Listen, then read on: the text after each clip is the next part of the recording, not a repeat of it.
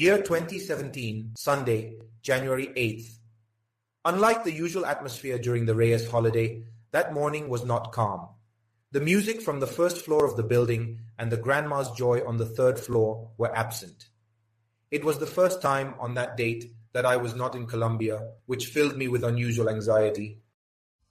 I arrived at Adolfo Suarez Madrid Barajas Airport at 11 in the morning. I had spent the last 2 weeks in Spain, but from then on, my destination was uncertain, despite the photographs and texts I had seen about Malta. I landed on the island at 6 in the evening. The worst day of my life had just begun. It seemed like an inhospitable terrain, few buildings and a warm climate. I thought the cold I had experienced in Madrid would subside a bit, but I was mistaken. As I descended from the plane and walked along the runway to enter Luca Airport, I noticed it. 5 degrees Celsius and winds blowing at speeds over 35 kilometers per hour were a challenge for me, used to the warm climate of Colombia. The waiting area at Malta Airport appeared smaller than my own house. Along with 30 other future English students, we were awaiting transportation to our new home. I had chosen a house close to the school, trusting that the cold would relent a little there.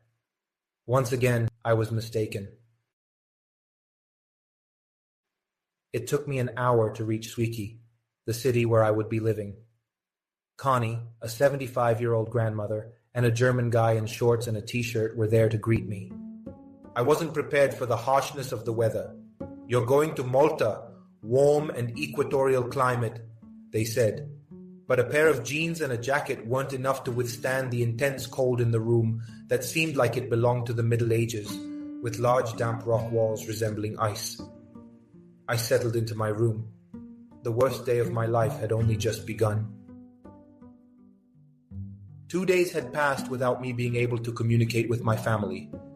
I had been waiting to arrive in Malta to do so, but I was surprised to find that there was no internet at home.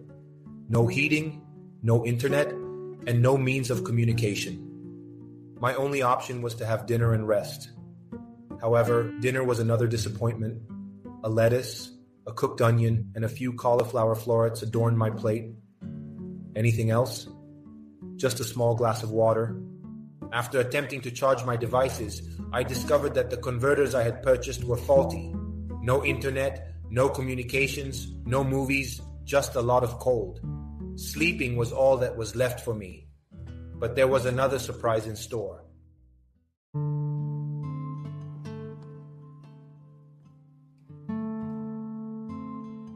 The following day, my classes were scheduled to start early, but the freezing cold prevented me from sleeping.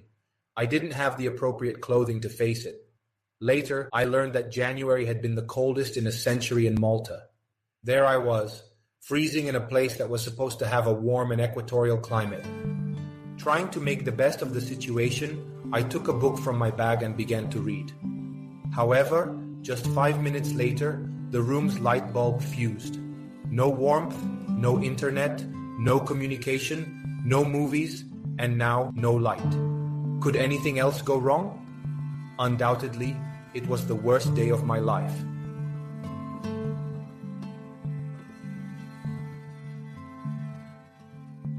Hello, I'm Daniel Urrea M, speaking to you from my room. I'm recording this because, after almost 3 years of contemplating, I've made a decision. A friend suggested that I share with the world how my bad luck can threaten the stability and tranquility of a trip. Yet despite that, we can still have a perfect experience. So, I'm going to reconstruct my travels, the journeys of the unfortunate traveler. This time, it's me, but in any case, it could be you. It doesn't matter where you're from or where you're going. In this space, for just a few minutes, we'll travel together. El Viajero Infortunado is produced by Oilo Podcast House.